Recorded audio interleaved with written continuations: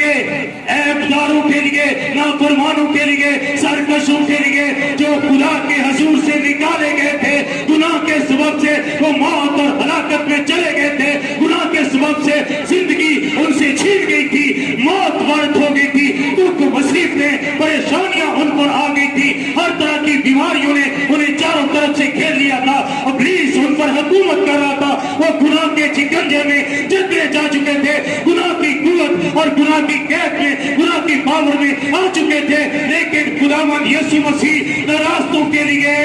एक बार, निराशों के लिए गुनाहों के बाद एक बार उसने क्या किया, दुख उठाया, निराशों के लिए दुख उठाया, ताकि गुनाह की कुव्वत को तोड़ डाले,